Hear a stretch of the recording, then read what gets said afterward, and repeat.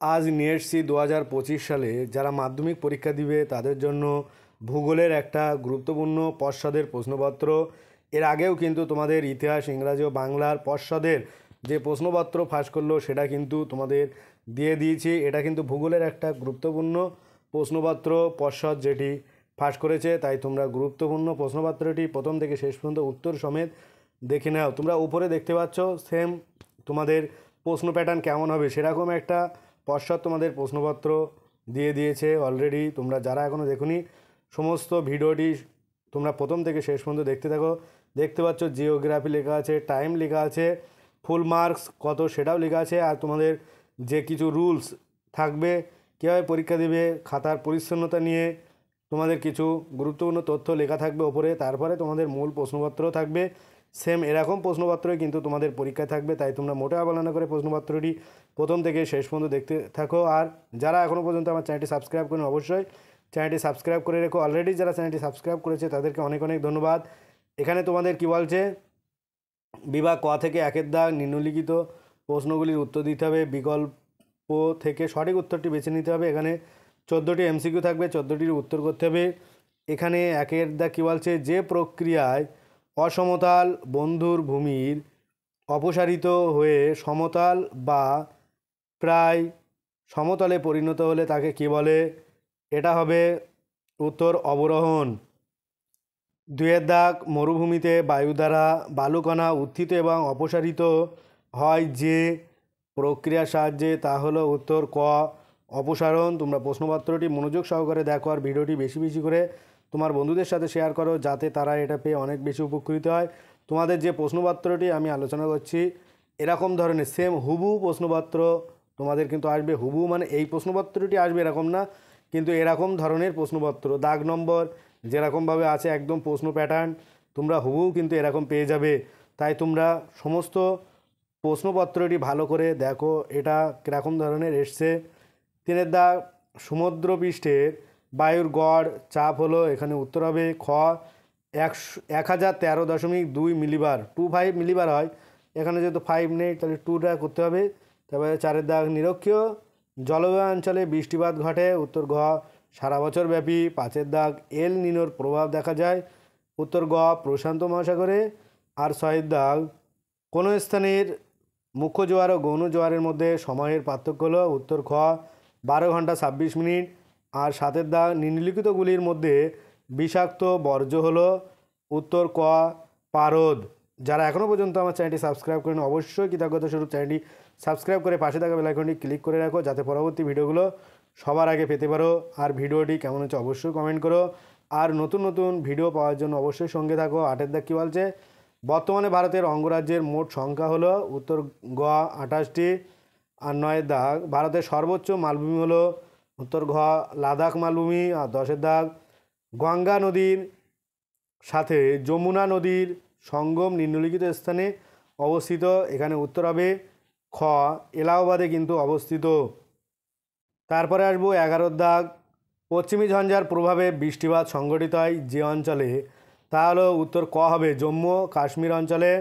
আর 12 দাগ, ভারতের কফি উৎপাদনে প্রথম স্থান অধিকারী রাজ্যটি হলো, উত্তর গ কর্ণাটক। আর 13 দাগ, ভারতের বেসরকারি উদ্যোগে বৃহত্তম লোহা ইস্পাত কারখানাটি হলো, এখানে উত্তর হবে ঘ tata iron and steel company বা প্ল্যান্ট। তারপরে তোমরা দেখতে পাচ্ছ 14 দাগ, 74 M/7 মানচিত্রের সংখ্যাসূচক স্কেল হলো, এখানে উত্তর হবে খ 1:50,000।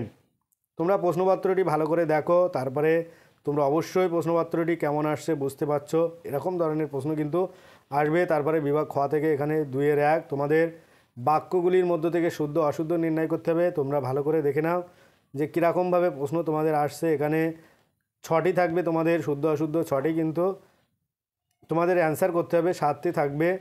এখানে একের দাগ কী বলছে, মেরু অঞ্চলের হিমরেখার উচ্চতা 0 মিটার, এটা শুদ্ধ। 2-এর দাগ, আন্টার্কটিকা অঞ্চলে ওজন গহ্বর দেখা দেয়, এটা অশুদ্ধ। 3-এর দাগ, চিনুক ফ্রান্সের মধ্য দিয়ে প্রবাহিত একটি উষ্ণ বায়ু, এটাও শুদ্ধ। 4-এর দাগ, সূর্য চন্দ্র যখন পৃথিবীর সাথে এক সমকোণে থাকে তখন সিজিকি হয়, এটা কিন্তু অশুদ্ধ হবে। আর 5-এর দাগ, দূষিত বাতাসকে স্ক্রাবারের সাহায্যে পরিশ্রুত করা, এটা শুদ্ধ। ছয়ের দাগ ভারতে বৃষ্টির জল সংরক্ষণের অগ্রণী রাজ্য হলো কেরালা, এটা অশুদ্ধ। আর 7এর দাগ আছে উপগ্রহ চিত্র ব্যাখ্যার জন্য কম্পিউটারের ব্যবহার আবশ্যিক, এটাও কিন্তু শুদ্ধ। সেম এরকম ধরনের প্রশ্ন প্যাটার্ন কিন্তু তোমাদের মাধ্যমিক পরীক্ষা আসবে, আর কিছুদিন পরেই কিন্তু তোমাদের মাধ্যমিক পরীক্ষা শুরু হতে চলেছে। তাই তোমরা এখন থেকে বা তোমরা এরকম ধরনের সেট একাধিক প্র্যাকটিস করতে থাকো, তাহলে দেখবে তোমাদের কোনো অসুবিধা হবে না। আরও নতুন নতুন সেট কিন্তু তোমরা আমার এই চ্যানেলে পেয়ে যাবে। তাই অবশ্যই তোমরা আমার চ্যানেল প্লেলিস্টে যাও আর সম্পূর্ণ ভিডিওগুলো দেখতে থাকো। পরবর্তীতে আরও একাধিক ভিডিও পাবে, আর সেগুলো পেতে সবার আগে চ্যানেলটিকে সাবস্ক্রাইব করে রেখো। তারপরে 2-এর 2 এখানে 6টি শূন্যস্থান তোমাদের কিন্তু লিখতে হবে। এখানে 7টি শূন্যস্থান থাকবে, সেম একই রকমভাবে তোমাদের কিন্তু 6টি শূন্যস্থানে অ্যান্সার করতে হবে। 1 নম্বরের 6, তারপরে 2-এর 3-এর দাগ একটি বা দুটি বাক্যে উত্তর দিতে হবে, যে কোনো 6টি। এখানেও কিন্তু তোমাদের 7টি থাকবে, 6টি প্রশ্নের উত্তর করতে হবে। এখানে 1-এর দাগ কী বলছে, মরুভূমিতে যে শুষ্ক নদী উপত্যকা দেখা যায় তার নাম লেখো, এটার উত্তর হবে ওয়াদি। আর 2-এর দাগ সম্পৃক্ত বায়ুর আপেক্ষিক আর্দ্রতার পরিমাণ উল্লেখ করো, এখানে উত্তর হবে 100%। আর 3-এর দাগ আছে কী বলছে, একটি পৃথিবী বিখ্যাত সামুদ্রিক মগ্নচড়ার নাম হলো গ্র্যান্ড ব্যাং। আর 4-এর দাগ একটি জৈব ভঙ্গুর বজ্রের উদাহরণ দেয়, উত্তর হলো কাগজ, কাঠ যেগুলো মাটির সাথে মিশে যায়, পাতা, পচা পাতা। আর 5-এর দাগ আছে গাঙ্গেয় সমভূমির নবীন পলি মাটিকে কী বলে, উত্তর হলো খাদার বলে। যারা এখনও পর্যন্ত আমার ভিডিওগুলো দেখছো চ্যানেলটি সাবস্ক্রাইব করে নিই, অবশ্যই কৃতজ্ঞতা স্বরূপ চ্যানেলটি সাবস্ক্রাইব করে রেখো, যাতে পরবর্তী ভিডিওগুলো সবার আগে পেতে পারো। আরও নতুন নতুন ভিডিও কিন্তু তোমরা এখান থেকে পেয়ে যাবে। আর ভিডিওটি কেমন হয়েছে অবশ্যই কমেন্ট করো, ভিডিওটি বেশি বেশি করে তোমার বন্ধুদের সাথে শেয়ার করো, তাহলে কিন্তু তারাও এটা পেয়ে অনেক বেশি উপকৃত হবে। তারপরে কি বলছে, 6-এর দাগ ভারতের কোন রাজ্য চা উৎপাদনে প্রথম স্থান অধিকার করেছে, এটা তোমরা সবাই জানো, এটা কিন্তু আসাম। আর 7-এর দাগ আছে 2011 খ্রিস্টাব্দে জনগণনা অনুসারে ভারতের সাক্ষরতার হার কত, উত্তর হলো 74.04% বা শতাংশ। আর তারপরে আছে 8-এর দাগ ভারতের কোন সংস্থা ভূবৈচিত্র্য সূচক মানচিত্র প্রস্তুত করে, এটা হবে SOI, সার্ভে অফ ইন্ডিয়া। তারপরে কিন্তু তোমাদের থাকবে 2-এর 4 থেকে বাম দিকের সঙ্গে ডান দিকগুলির মেলাতে হবে, এখানেও 4টে তোমাদের উত্তর করতে হবে। তোমরা দেখতে পাচ্ছ বাম দিকের সাথে ডান দিকের মেলানো আছে। 1-এর দাগ কী বলছে, কালবৈশাখী এটা পশ্চিমবঙ্গে হয়, আর আরাবল্লী এটা রাজস্থানে, সিলিকন ভ্যালি বেঙ্গালুরু, আর ইকো গবেষণা কেন্দ্র এটা কিন্তু লখনৌ। তারপরে তোমাদের 3-এর দাগ নিচের প্রশ্নগুলি সংক্ষিপ্ত উত্তর দিতে হবে, বিকল্প প্রশ্নগুলো কিন্তু লক্ষণীয়, এখানে 2 নম্বরে 6টি প্রশ্নের উত্তর করতে হবে। তোমরা প্রশ্নগুলো দেখে নাও, এরকম ধরনের প্রশ্ন প্যাটার্ন কিন্তু তোমাদের ফাইনাল পরীক্ষায় থাকছে। তাই তোমরা মোটেও অবহেলা করে ভিডিওটি প্রথম থেকে শেষ পর্যন্ত দেখতে থাকো। তারপরে থাকছে 4-এর দাগ সংক্ষিপ্ত ব্যাখ্যামূলক উত্তর দিতে হবে, বিকল্প প্রশ্নগুলো লক্ষণীয়, এখানে তোমাদের 3 নম্বরে 4টি প্রশ্নের উত্তর করতে হবে, 3 4 12।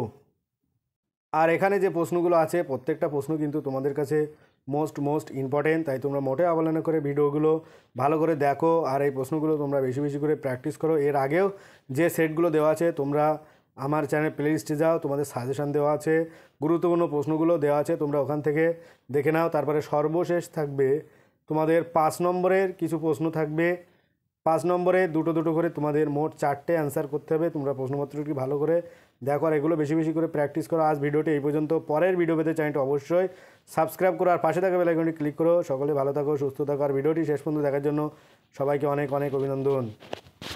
তারপরে শেষে তোমাদের কিন্তু বিভাগ চ থেকে 10টি ম্যাপ পয়েন্টিং থাকবে, তোমরা ম্যাপ পয়েন্টিংগুলো ভালো করে দেখবে। প্রত্যেকটা অধ্যায় থেকে যে ম্যাপ পয়েন্টিং, ভারতের যে ম্যাপ পয়েন্টিং তোমাদের আছে সেগুলো ভারতে তোমরা নদ নদী, স্বাভাবিক উদ্ভিদ বা পর্বত অঞ্চল, হ্রদগুলো, বিভিন্ন ধরনের স্থানগুলো তোমরা ভালো করে দেখে রাখবে।